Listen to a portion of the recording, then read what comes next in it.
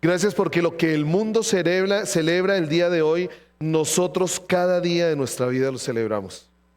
Gracias porque lo que el mundo recuerda el día de hoy, Señor, tú nos haces recordarlo cada día de nuestra vida desde el momento en que tu amor tocó nuestro corazón, desde el momento en que tu amor nos transformó, Señor. Padre, que lo que hoy celebra el mundo, que lo que hoy recuerda el mundo, para nosotros, Señor, pueda ser ese motor, para nosotros pueda ser esa realidad que nos haga comprender, que nos haga entender que podemos vivir lo imposible, porque tú, Señor, hiciste lo imposible al levantar a tu Hijo de la muerte. Y esa vida que le levantó a Él, ese poder que le levantó a Él de entre los muertos, como lo dice Pablo, es ese poder el que ahora nos habita. Por eso, Señor, que tu resurrección mueva nuestro corazón. El recordar tu resurrección mueva nuestro espíritu y podamos dimensionar en una cierta medida todo lo que tú tienes para nosotros, que viene por el solo hecho de que tú vives,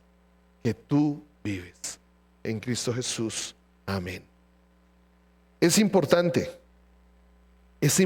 que nosotros entendamos lo que tiene que ver con la resurrección, porque depende de ti, depende de mí, depende ese hecho de que Cristo haya resucitado, depende de ese hecho la dimensión de la vida que nos habita y la dimensión de poder nosotros soltarnos, la libertad de poder nosotros soltarnos en la vida de aquel que nos habita. Esa es la diferencia con las religiones. Esa es la diferencia con muchas religiones del mundo. Porque las religiones del mundo están basadas sobre la ¿qué? Sobre la enseñanza de algunos hombres que vinieron aquí a la tierra, enseñaron una dimensión de vida, que quisieron darle respuesta a las preguntas que tiene todo ser humano de una manera, pero nacía de la misma humanidad, nacía de la misma imperfección. Esa es la realidad, o esa es la realidad de la fe en muchas religiones.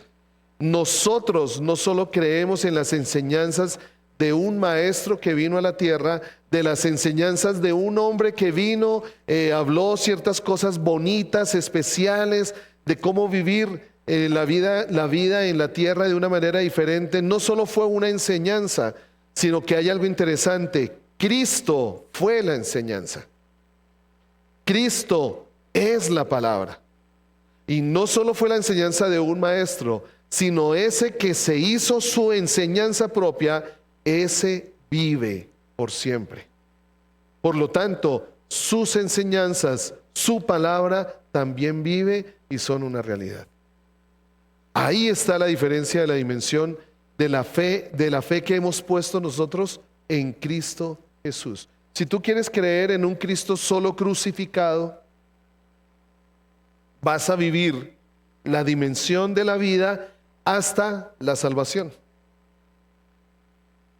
Y es lo que muchas veces, es donde muchas veces nos hemos quedado. En la historia y en la obra de Cristo, muchos llegamos hasta la cruz.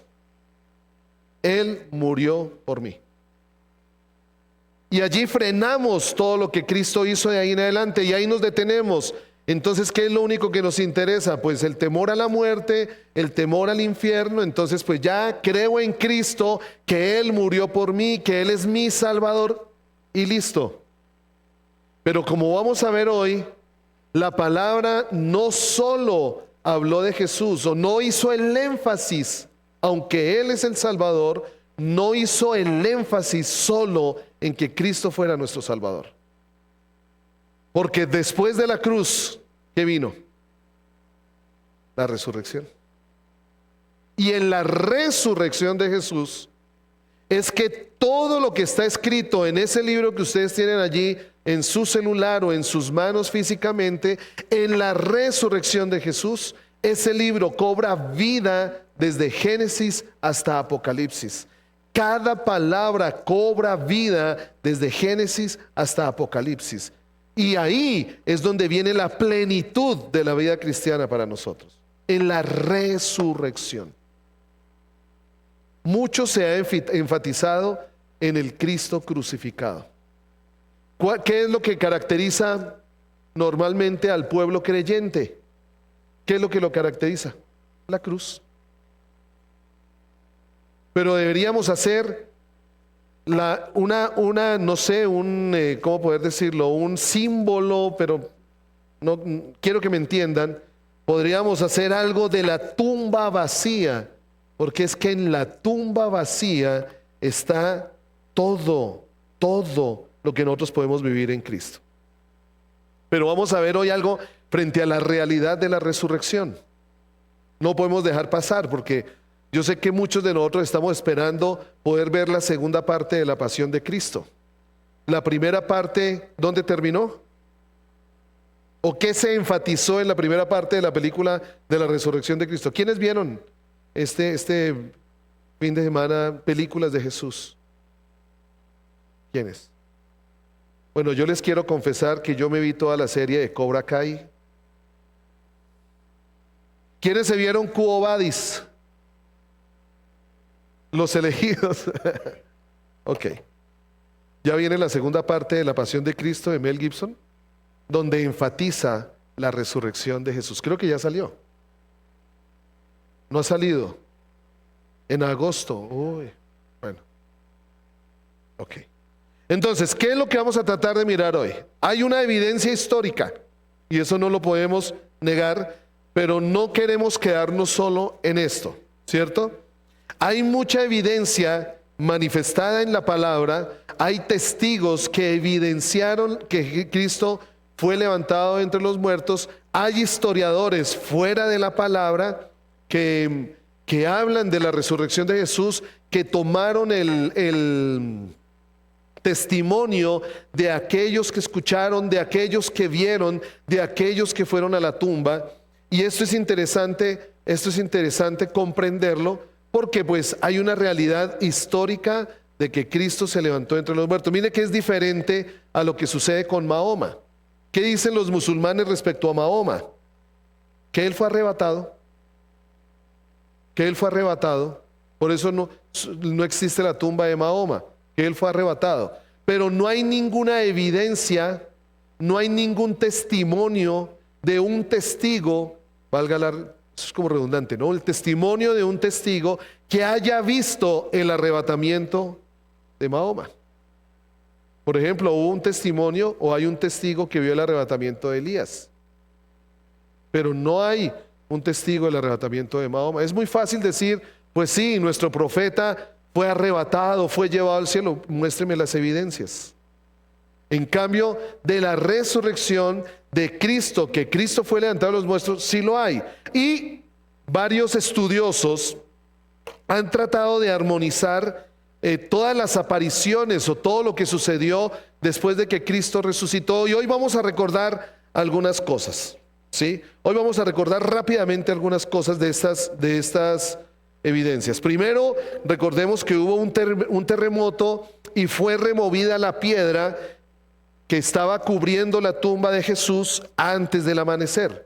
Hubo un terremoto, hubo un temblor y se movió esta piedra, una piedra que no era posible moverla por una sola persona, esta piedra que no era posible que llegaran los discípulos en siguiente de noche. Primero porque la tumba de Cristo, a razón de que fue predicado su resurrección, entonces pues los sacerdotes, los fariseos del tiempo querían asegurarse que los judíos, o que los discípulos más bien, no fueran a robar el cuerpo y decir, si ven, Cristo sí resucitó. Entonces ellos le exigieron al gobierno romano de ese momento que pusiera guardias allí en la tumba. Entonces, lo primero que vemos allí, hay un terremoto, hay una remoción de la piedra. Esto tiene lugar antes del amanecer. Después hay un grupo de 4 mujeres, de las cuales menciona, allí está María también, que llega temprano a la tumba.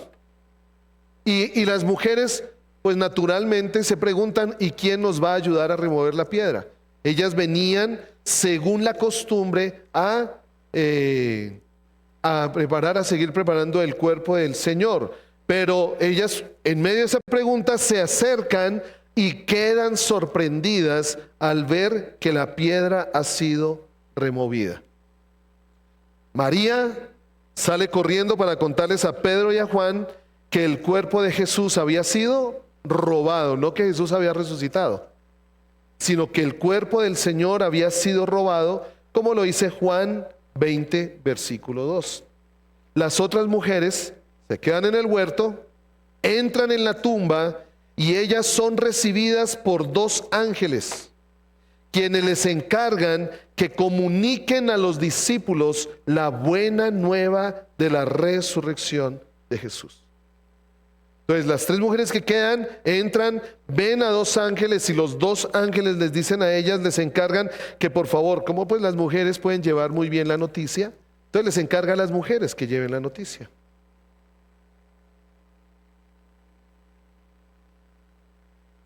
¿Quiénes fueron las que se rieron más? Las mujeres. Yo no he dicho nada. No, sí, yo no dije nada. Están como muy prevenidas las mujeres. Allí en Marcos también 16:5 habla de un joven. En Lucas 24:4 habla de dos varones. En Lucas 24:23 habla de ángeles, que son de pronto pequeñas diferencias de detalle, pero hay algo, y es que hubo una aparición. Alguien se apareció a estas mujeres y les dijo que llevaran. Marcos lo dice como que un joven fue quien les dijo. Lucas lo refiere a dos varones. También Lucas habla de los ángeles más adelante. Pero lo que sí es interesante es que allí las mujeres encuentran a dos personas que les dicen vayan y lleven la noticia. ¿Qué hacen las mujeres cuando tienen la noticia? La llevan, la transmiten, salen corriendo del huerto y no nos imaginamos qué podían estar sintiendo ellas en ese momento, ¿no? Qué emociones, de pronto temor, gozo, incredulidad en algún momento. Sí, es cierto que Jesús haya resucitado, y sin hablar a nadie de la visión de los ángeles en la tumba, como lo dice Marcos 16:8. Entonces dos ángeles se le aparecen a estas mujeres. Más tarde, ese mismo día, Jesús sale al encuentro de unos discípulos. Mateo 28:9 no dice que este encuentro tuviera lugar en el huerto. Habían huido de la tumba. Jesús a estos discípulos les encarga llevar la noticia a los demás. Perdón, este encuentro de Mateo 28:9 fue con las mujeres también. Y cuando salen corriendo, Jesús se les encuentra y les encarga nuevamente la noticia a los discípulos. Ahora, ¿saben por qué creo que el Señor primero le manifestó a las mujeres? Muchos dicen que porque pues, las mujeres son comunicativas. Yo quiero creer que porque las mujeres son sensibles. Las mujeres nunca ponen en duda cuando el Señor les dice algo. Nosotros como hombres tratamos de razonar un poquitico más. No fueron tan razonables los discípulos que lo primero que hicieron Pedro y Juan fue ir a la tumba a ver si lo que ellas decían era cierto. En cambio ellas inmediatamente creyeron, ¿cierto? Y ellas salen al encuentro de los discípulos, quienes no se habían reunido, sino habían huido, como lo dice allí Mateo 26:56. Pedro y Juan, después de haber sido informados por María, porque María fue la primera que al ver la tumba vacía sale corriendo, va y le comenta a Pedro y a Juan. Ellos llegan a la tumba cuando ya las mujeres habían partido, ya las mujeres habían tenido este encuentro con los ángeles. Ellos ven los lienzos, ellos ven las mantas que cubrían a Jesús, y empieza a despertar en Juan una vaga comprensión, como que tratan de recordar un poquitico de que Jesús les había dicho. Salen corriendo entonces para reunir a los discípulos. María después regresa a la tumba después que Pedro y Juan han partido. Ellos salen corriendo, como lo dice Juan 20:4, dejando atrás a María. Esta cree todavía que el cuerpo ha sido robado. O sea, María no tuvo el encuentro con los ángeles. María sale, ve la tumba y lo primero que le dice es a Pedro y a Juan que el cuerpo había sido robado, Pedro y Juan regresan a la tumba, ven los lienzos allí, pero en Juan es el que se despierta una cierta inquietud. Salen corriendo y reúnen a los discípulos. Para ellos, el hecho de encontrar la tumba vacía es que el cuerpo de Jesús alguien lo tomó. Las únicas que tenían una pequeña convicción de que Jesús había resucitado fueron las 3 mujeres a las que los ángeles se le aparecieron. Entonces María regresa, ellos salen corriendo, ella todavía cree que el cuerpo ha sido robado, está llorando junto a la tumba sin saber nada de la experiencia de las mujeres y ve a los 2 ángeles y luego a Jesús. Como lo dice Juan 20, del 11 al 17. Ya tras la primera impresión de sorpresa, las mujeres, ya un poco más tranquilas, hallan a algunos discípulos y estos no pueden creer la fantástica narración que les dan las mujeres, como lo dice Lucas 24:11. Ahora los discípulos se hallan reunidos. ¿Estamos entendiendo un poco la cronología? Los discípulos ahora se reúnen. Algunos tienen la información que les dio las mujeres, otros lo que les está diciendo Pedro y Juan. Pedro y Juan tenían la impresión de María, pero luego llega María y cuenta su experiencia, que encontró a los ángeles y vio a Jesús, como le dice Juan 20:18.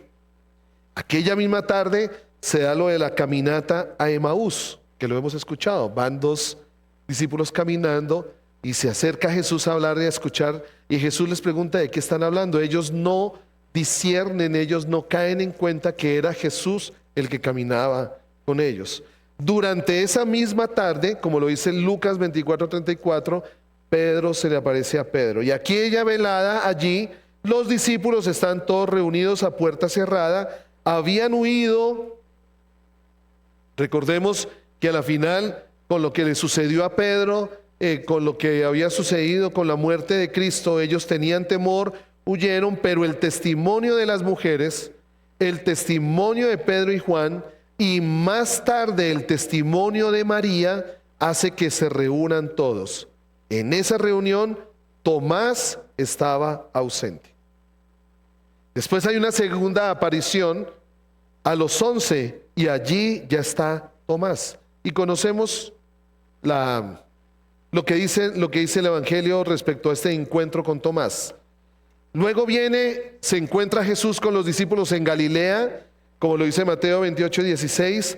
Allí es donde les declara que toda autoridad me ha sido dada en el cielo y en la tierra.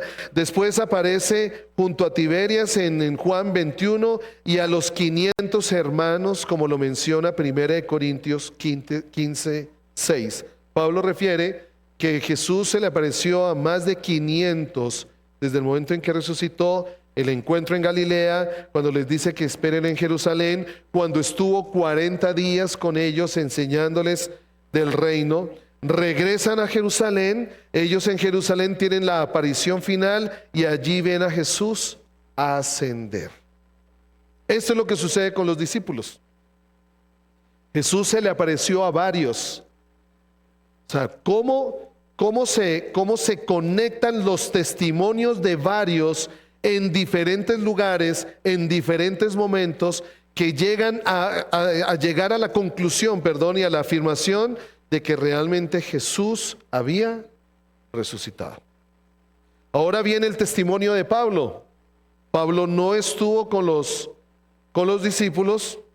Se dice que los evangelios fueron escritos por lo menos una generación después de que tuvieran lugar los acontecimientos que nos cuenta la palabra, y que la tradición de dichos acontecimientos fue preservada oralmente antes de ponerla por escrito los evangelistas. O sea, se pasó de boca en boca.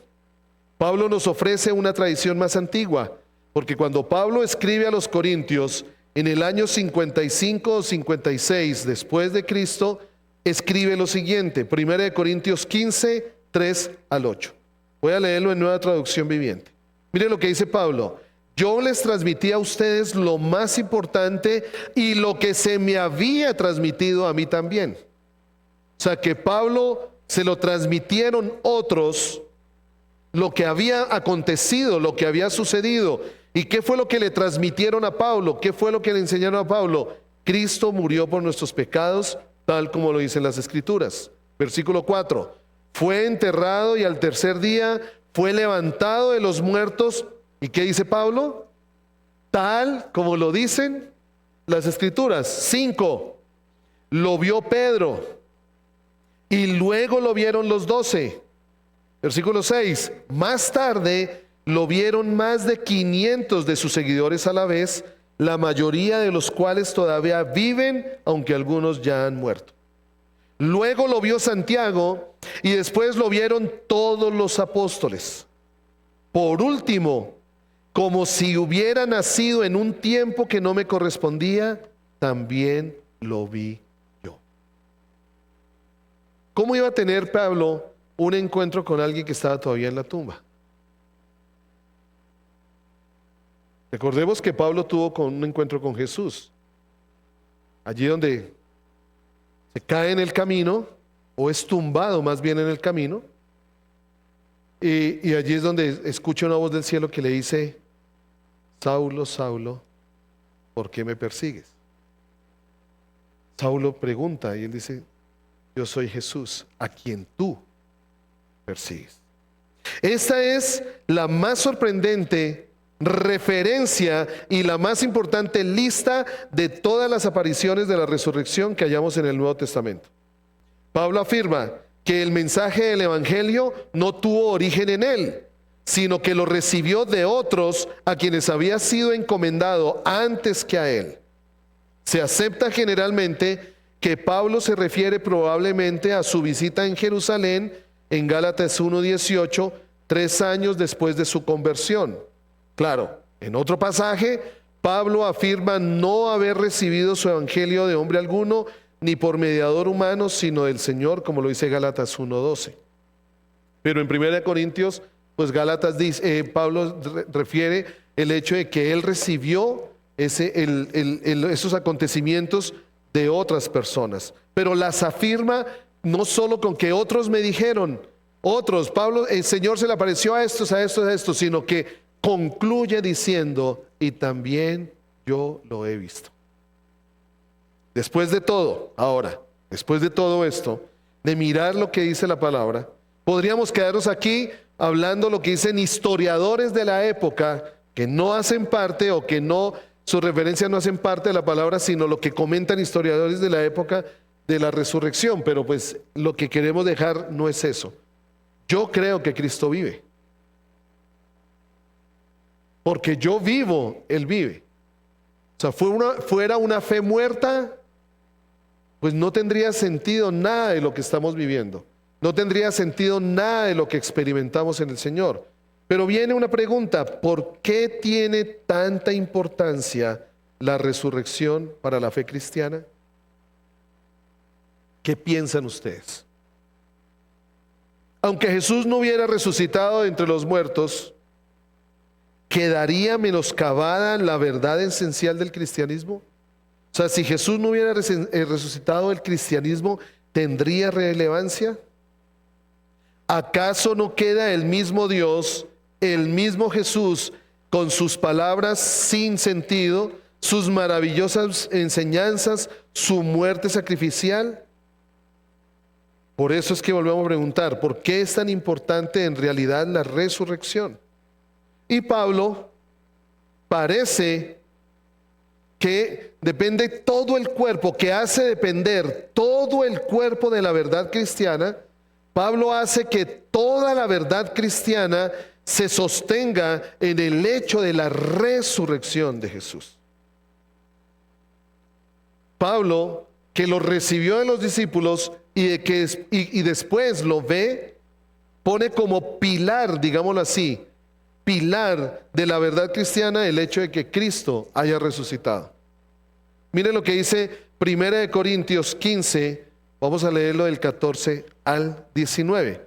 1 Corintios 15, 14 al 19. Miren lo que dice: y si Cristo no ha resucitado, con ese pasaje comenzamos nuestra reunión de hoy. Si Cristo no ha resucitado, entonces toda nuestra predicación es inútil, y la fe de ustedes también es inútil.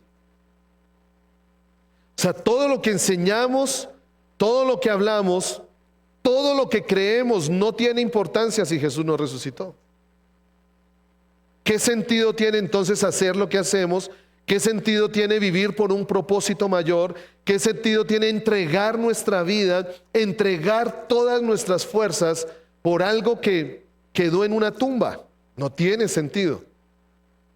Y yo creo firmemente que muchas veces se nos acaban las fuerzas, muchas veces se nos acaba el ánimo de darnos más y más al Señor porque perdemos el sentido de que Él vive.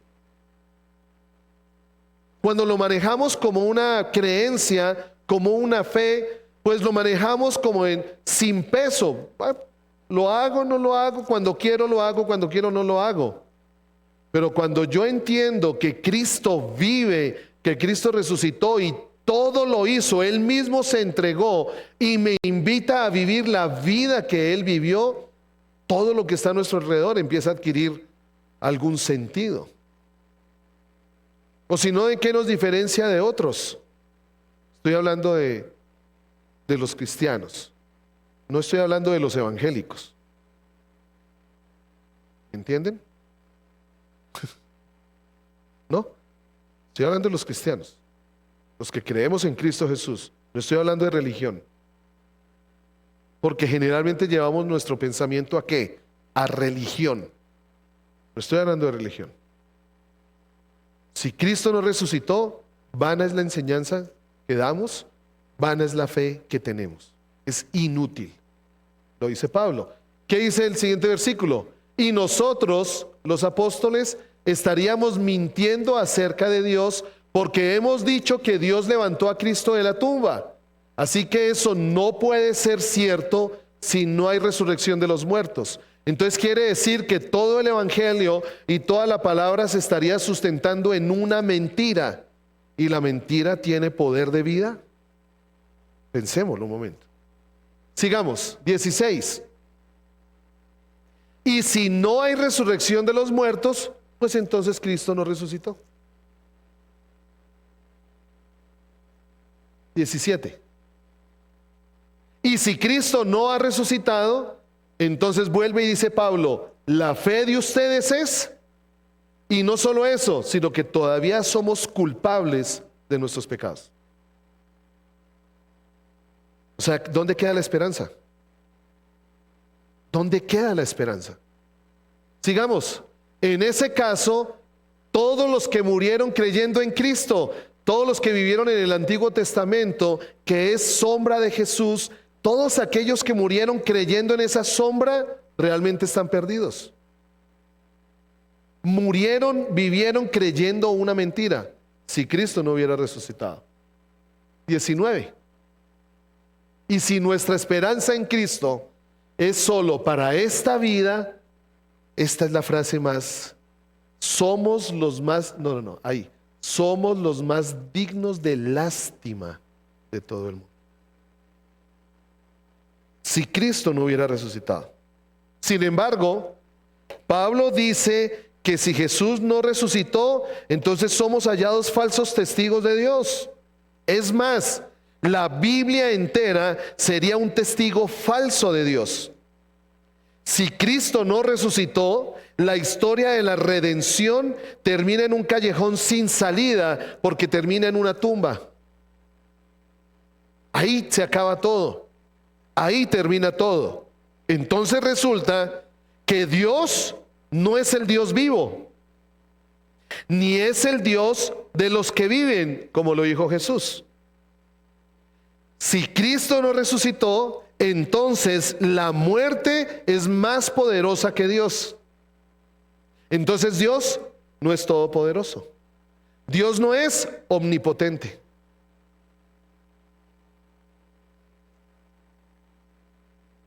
¿Lo podemos entender? A veces vivimos creyendo que las circunstancias y lo demás es más fuerte que Dios. O sea que estamos negando la omnipotencia de Dios. Que Dios todo lo puede. Entonces se demuestra, si Cristo no resucitó, que los actos de Dios son vanos ante el mayor enemigo del hombre, que es la muerte. Además, si el ministerio de Jesús terminó en un sepulcro, entonces quedan desmentidas las afirmaciones que proclamó durante su servicio aquí en la tierra, porque él predicó. ¿Cuál fue el mensaje central de Cristo aquí en la tierra? ¿Cuál? No. ¿Cuál? No. No. No. ¿Ah? No. No. No. Hola, lean la Biblia. Léanla, no, venga, léanla. ¿Cómo? Duro, Alexis. El reino de Dios. El reino de Dios. Ustedes siempre van a leer en los evangelios que dice, mas el reino de Dios es como. Por eso Jesús les decía, ustedes escucharon decir, pero ahora yo les digo. Por eso Jesús le dijo a los discípulos en el Sermón del Monte, busquen primero la salvación.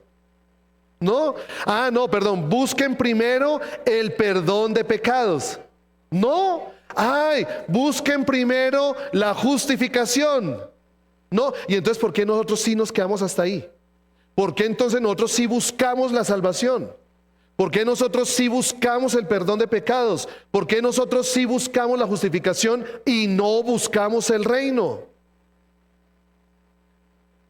¿No estamos siendo entonces nos estamos como contradiciendo? Porque nuestra vida cristiana en algún momento llega, cada uno de nosotros tendrá que llegar a esa conclusión hasta dónde llega su vida cristiana.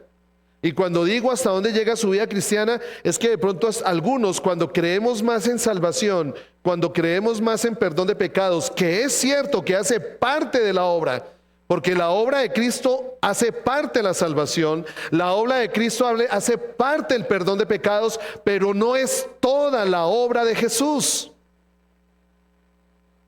Se nos quedó esa neurona perdida en el cerebro. Se nos quedó el rayón de que la vida cristiana llega hasta la cruz. Vuelvo y repito, después de la cruz vino la resurrección.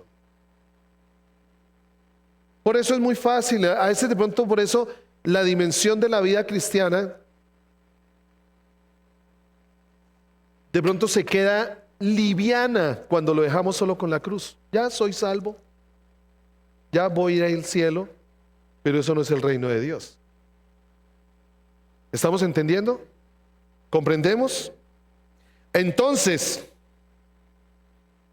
si Jesús no hubiera resucitado, todas las afirmaciones de su mensaje central serían desmentidas. El reino de Dios.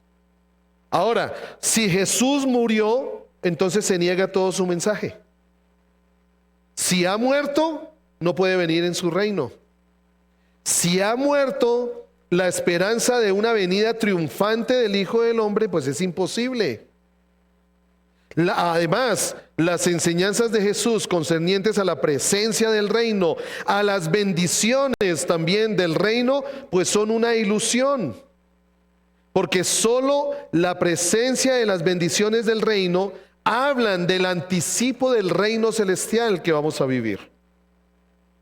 Entonces, todo esto, si Jesús está muerto, entonces el centro de la cristología del Nuevo Testamento es también un error. La confesión central de la iglesia primitiva, y por eso es que tenemos que empezar a transformar nuestro pensamiento, por eso tenemos que empezar a transformar nuestra mente, porque para nosotros Jesús es nuestro Salvador. Pero sí saben una cosa, ¿no? El Nuevo Testamento o la confesión central, lo que hablaron, lo que enseñaron los discípulos, lo que se enseñó en la iglesia primitiva, no era el carácter de Jesús como Salvador. sino como Señor. Porque el reino de Dios es más que salvación. Miren lo que dice Romanos 19.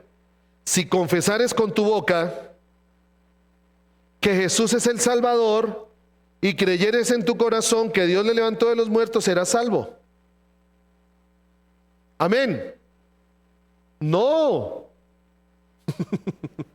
Si confesares con tu boca que Jesús es el Señor, no solo salvación, habla del señorío de Cristo. ¿Qué dice Hechos 2:36? Estaba Pedro allí, el que le negó, ese mismo Pedro estaba allí y les estaba diciendo allí en Jerusalén a todos los que estaban escuchándole: sepa pues toda la casa de Israel que a este Jesús, a quienes ustedes crucificaron, Dios le ha hecho Señor y Cristo, Mesías. ¿Qué dice Filipenses 2:9? Por lo cual Dios también le exaltó hasta lo sumo y le dio un nombre que es sobre todo nombre, para que en el nombre de Jesús se doble toda rodilla de los que están en los cielos y en la tierra, y toda lengua confiese que es el Señor.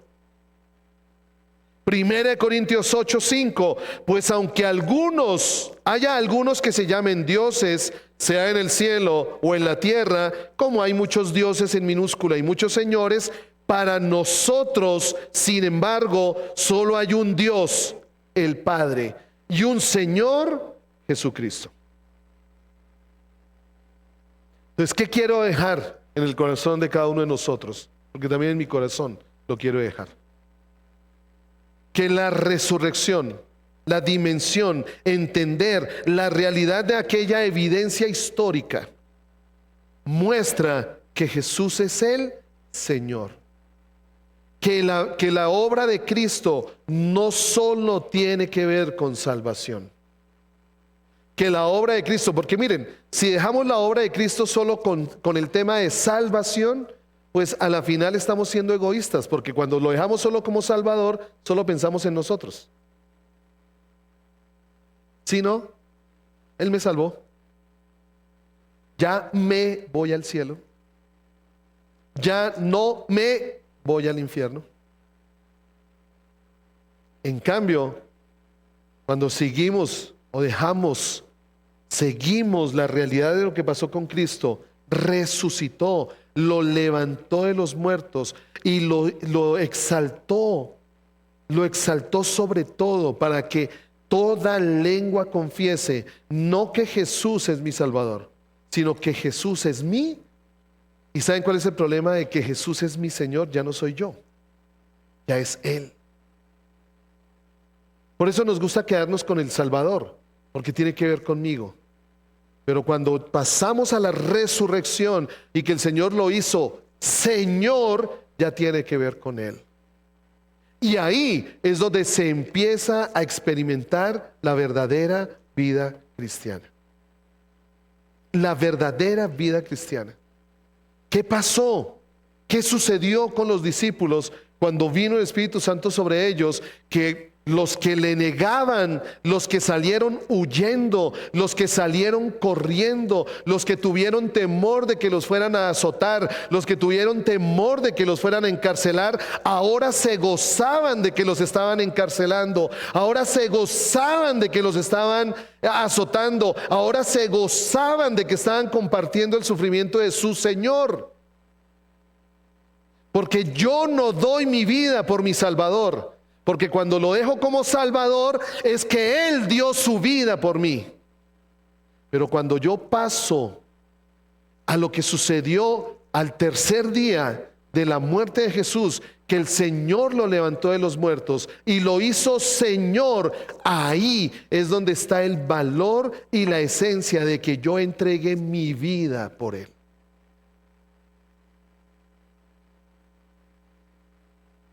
No te quedes en la cruz. El Señor nos invita a que no nos quedemos en la cruz. Pues la cruz habla de la bendición para mí, pero por eso Cristo también resucitó. Cristo también resucitó. Por eso Cristo se levantó y Dios lo hizo, ¿cómo? Señor. Cuando yo entiendo la dimensión del señorío de Cristo, ya no vivo yo.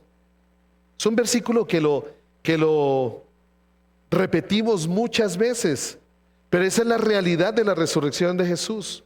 Ya no vivo yo.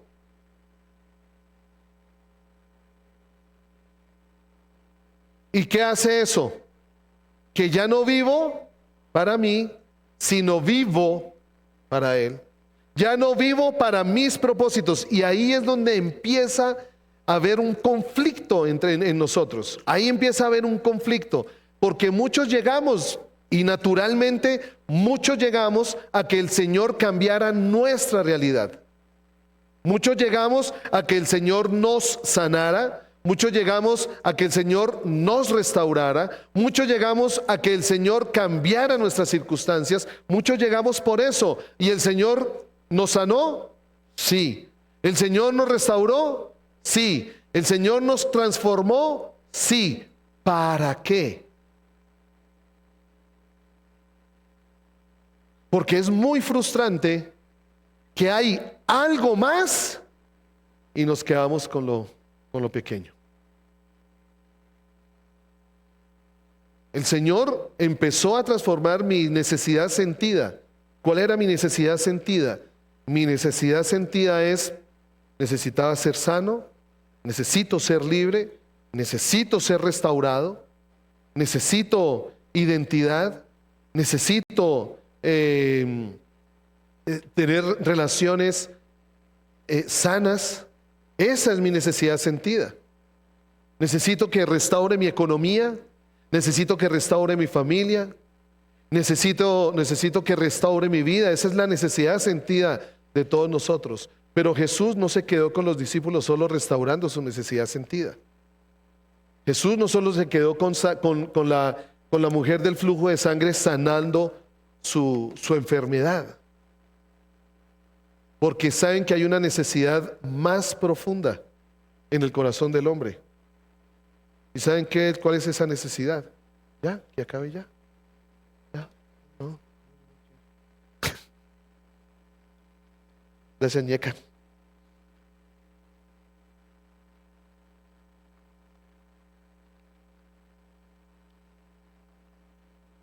¿Saben cuál es la necesidad profunda del hombre? Lo sabemos.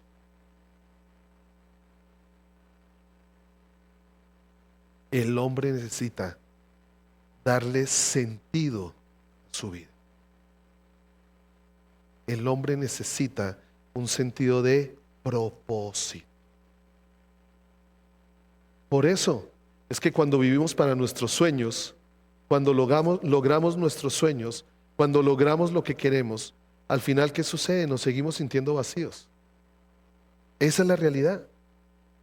Cuando vivimos para nosotros, cuando vivimos para cumplir lo de nosotros, por eso, como no es la necesidad profunda, eso no va a satisfacer mi necesidad profunda, seguimos vacíos. Eso fue lo que encontraron los discípulos.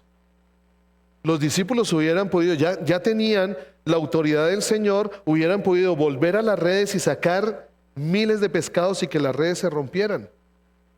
Pero ellos entendieron que ahí no estaba su propósito. ¿Que Dios lo podía hacer? Sí. Y Jesús se los demostró. Yo los puedo bendecir. Pero Jesús por eso sabía que no podían vivir solo para la bendición. Porque ¿cuántos hemos sido bendecidos y en algún momento nos sentimos que todavía falta algo? Es lo que hemos experimentado algunos con los encuentros de los miércoles estudiando este libro. Hay algo más. Hay algo más. Porque necesitamos sentido de propósito. Y eso fue lo que hizo que unos hombres que antes huyeron, le negaron, tuvieron miedo, ahora no tenían temor de entregar su vida por Cristo. Porque de pronto aquí solo vieron a su maestro, pero aquí ellos se encontraron con el Señor. sabían que había algo más grande, que la vida que vivimos aquí es basura para lo grande que tenemos en Cristo Jesús. Y eso fue lo que encontró Pablo. Por eso Pablo dijo, para mí todo esto es fariseo de fariseos, hebreo de hebreos. Para mí todo esto es basura. ¿Por qué? Porque pudo ver a Jesús el Señor. Y esa dimensión viene con la resurrección. ¿Cuál es la invitación en este tarde ya? No nos quedemos en la cruz. No nos quedemos en la cruz. Cristo resucitó. Y todo el poder, y solo te quiero decir esto. Yo vivo porque Cristo vive. ¿Qué hizo vivir a Cristo? ¿Qué levantó a Cristo? Miremos esto y con esto los quiero dejar. Yo vivo porque Cristo vive. ¿Qué levantó a Cristo? Porque Cristo murió. ¿Sí? Cristo murió. Cristo murió. Y el Señor lo levantó de entre los muertos. ¿Qué levantó a Cristo de entre los muertos? ¿Qué dice la palabra? Que el poder, miren, por eso es que hay que leer la Biblia. El poder que Dios desplegó para levantar a Cristo de entre los muertos fue un poder mayor que Dios usó para crearlo todo. O sea que cuando Dios dijo hágase la luz, cuando Dios dijo que se separen, cuando Dios dijo produzca la tierra, ese poder que salió de Cristo fue mayor. Fue mayor el que Dios usó para levantar a Cristo de entre los muertos. ¿Dimensionamos eso? Medita un poco en eso. Entonces, yo vivo porque Cristo, y si el poder que levantó a Dios desde los muertos está en Cristo, ese poder ahora está en mí. Y aquí es donde yo comprendo, iba a cerrar con lo anterior, pero aquí quiero cerrar con una oración.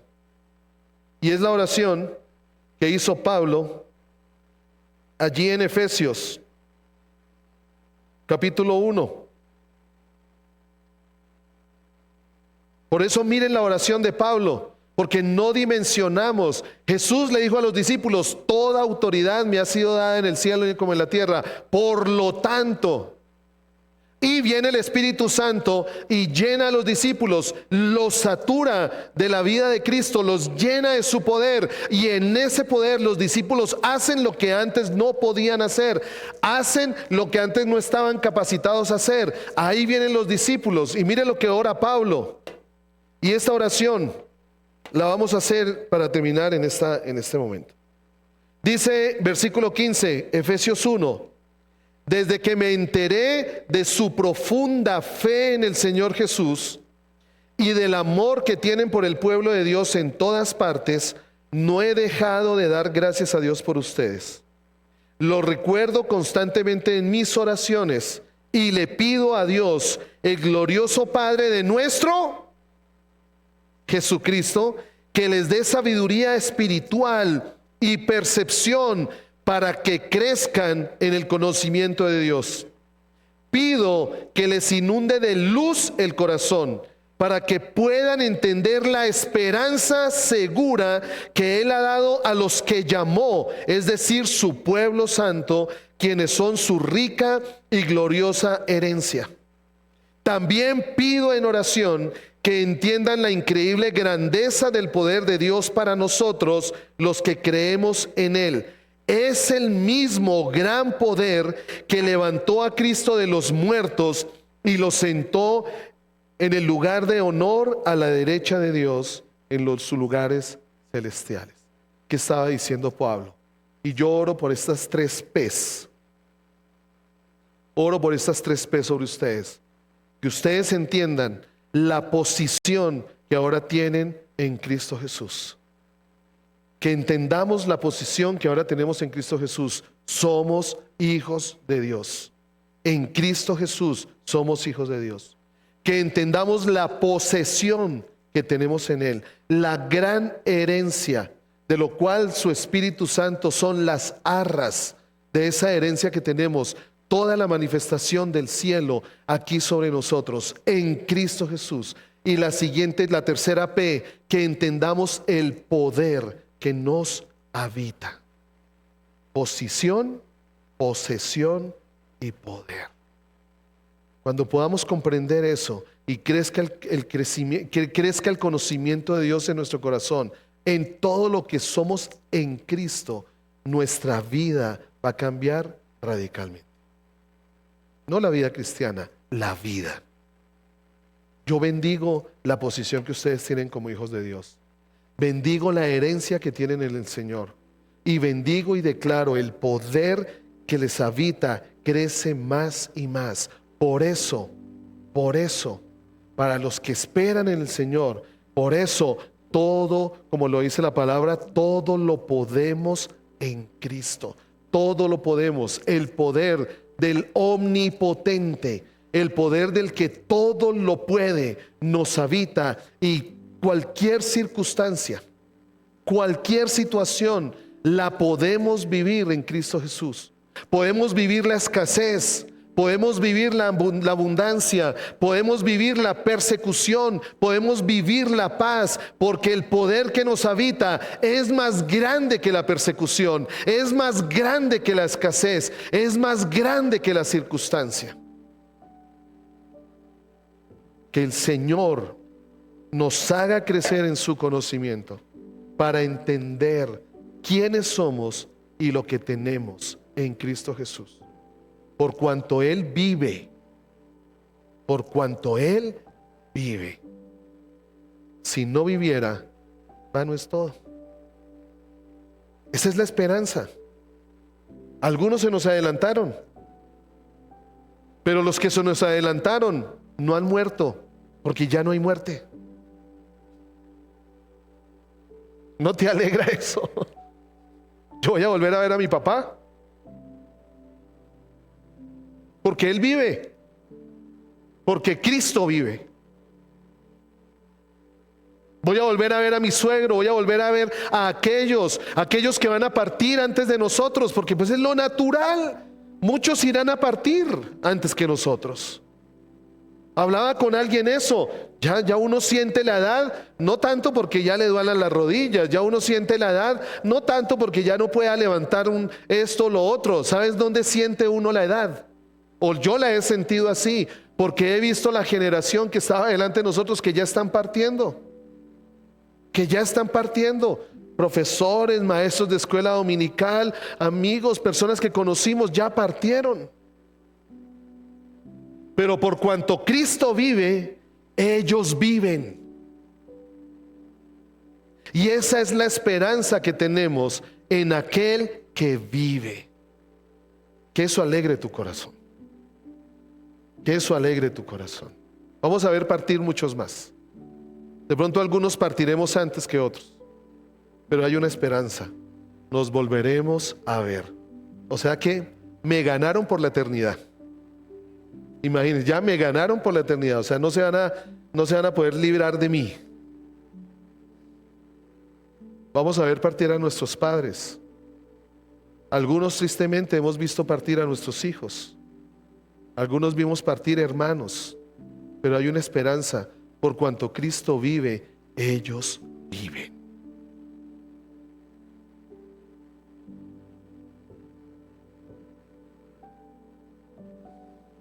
No, esta alegría de ustedes. Díganle a la cara que están contentos. Amén. Los bendigo. Pero regálame un minutico. Bueno, señora, dale al Señor.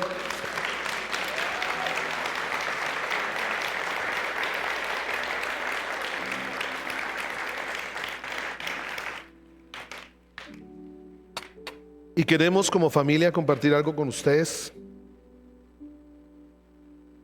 Voy a ver si puedo.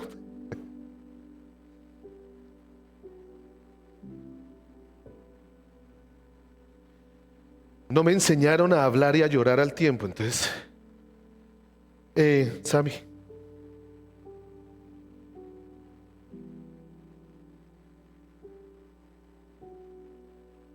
El Señor es fiel. Siempre hemos dicho que nuestros hijos van a volar mucho más alto de lo que nosotros hemos volado. Van a hacer más cosas de las que nosotros hemos hecho. El propósito que Dios tiene con nuestros hijos, y en mis generaciones, hablo de las generaciones de cada uno de ustedes, el propósito que Dios tiene con ellos es inmenso. Es inmenso. Estamos viendo ver cumpliéndose la palabra de Dios en Samuel y en Daniel. Y el Señor le abrió a Samuel una puerta que él buscó.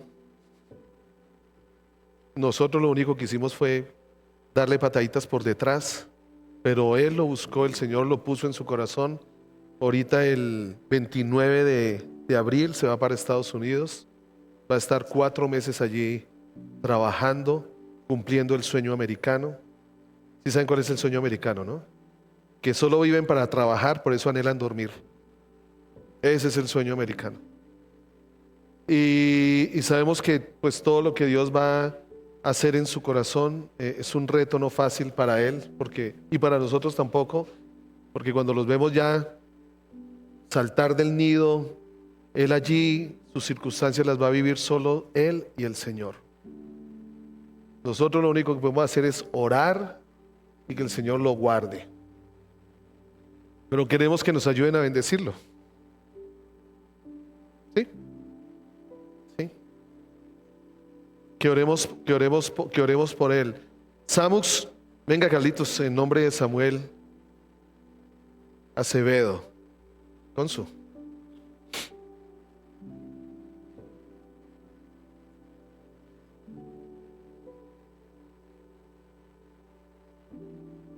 Samuel David se va el 29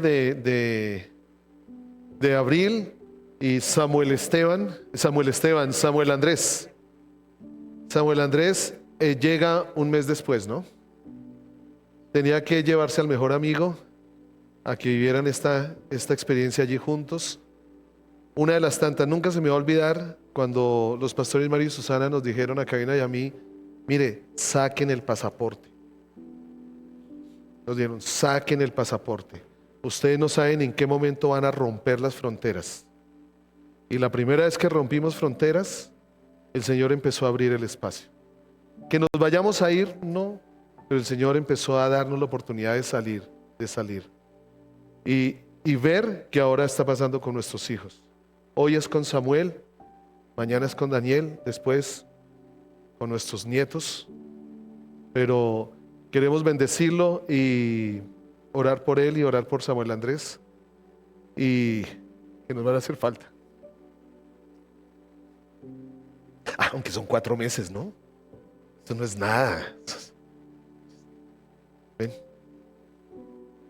Padre, yo te doy gracias, Señor. Gracias porque antes de esta puerta que estás abriendo a Samuel, Señor, abriste la puerta de su corazón. Gracias porque antes de estos planes y estos proyectos que él tenía en su corazón, tú tocaste a su puerta y él lo único que hizo fue abrir y desear que tú cenaras con él. Tú lo conoces sus temores, conoces sus inquietudes, conoces sus luchas, conoces que él va a llegar a algo completamente nuevo, Señor. Pero declaro, como tú se lo dijiste a Josué, que él se santificara, que él recordara lo que tú le habías dicho a él, porque el camino por donde iba a pasar al entrar a la tierra prometida, Josué no lo conocía. Y hoy siembro en el corazón de Samuel David y de Samuel Andrés también. Sembramos esto en sus corazones. Por cuanto no conocen el camino que van a caminar, no dejen de ver al Señor. No dejen de buscarlo y recuerden lo que Él ha dicho y lo que está escrito en su palabra. Pon un manto sobre ellos. Guárdalos. Allí no podemos estar nosotros para evitarles alguna caída. Allí no podemos estar nosotros para que en un momento de pronto de soledad o de angustia poderles dar un abrazo o darle la mano. Pero allí vas a estar tú. Y tú eres más grande que nosotros. Allí vas a estar tú levantándoles y rodeándoles, Señor. Y yo te doy gracias, Padre.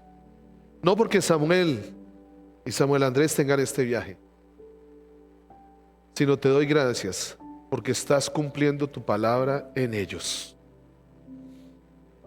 Y Señor, como lo dice Deuteronomio 6, estas palabras nos las dijiste a nosotros, que las escribiéramos en los dinteles de nuestras puertas, que lo atáramos a nuestro cuello, a nuestra cabeza, que lo tuviéramos en nuestra frente, que lo atáramos en nuestra mano.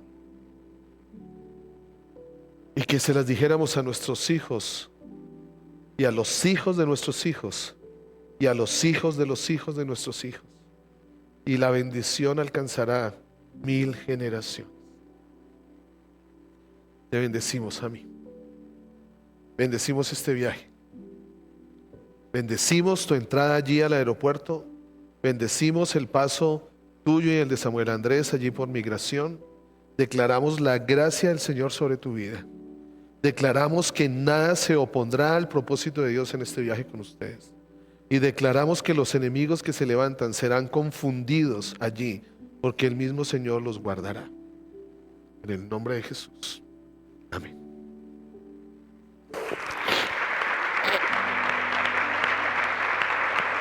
Te amo.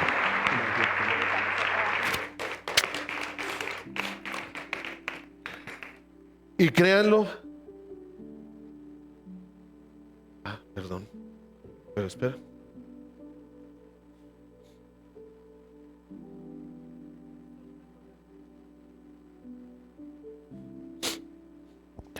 Solo una cosa pequeñita, Samu. La palabra dice que un amigo es como un hermano. Y a mí me place tanto acordarme de el Samuel Andrés chiquitico cuando eran pequeñitos, desde pequeños. Samuel Andrés ahí al lado, acompañando tantas situaciones que solamente ellos dos saben. Y el Señor es tan fiel y tan bueno que no se queda con nada. Y ahora ya son muchachos. Samuel Andrés cumple 22 la otra semana. Y ahora van de la mano. ¿Por qué lo digo? Porque para los que son jóvenes, para los muchachos, tener un amigo de verdad es como tener un hermano. Tener un amigo que esté no solamente en lo bonito y en lo chévere, sino en lo difícil, en lo que cuesta, en lo que causa dolor, es mucho más valioso que cuando sencillamente nos gozamos en nuestras alegrías. Así es que Samuel Andrés no está porque pues está en Bogotá, pero yo sé que el Señor va a hacer grandes cosas con ellos y los va a sorprender. Así es que muchas gracias y el Señor les bendice. Ahora, creámosle al Señor, creámosle al Señor. Esta es una pequeña pizca o muestra de todo lo que el Señor hace. Díganle que ya pueden ir a almorzar, díganle. Esta es una pizca de lo que el Señor puede hacer en la vida de nosotros. No lo ha hecho con nosotros, pero sí creemos que con nuestros hijos va a crecer.